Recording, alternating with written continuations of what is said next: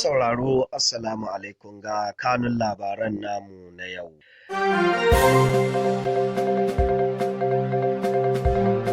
Zaman sulhu tsakanin ASO da gwamnatin tarayyar Najeriya ba su cimma matsaya ba.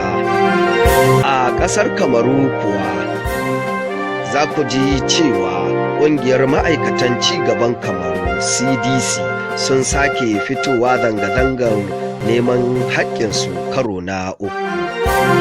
Har ila yau a Najeriya masu zanga-zangar adawa da cin zarafin 'yan sanda a Najeriya yau sun tare babban hanyar da ke Abuja.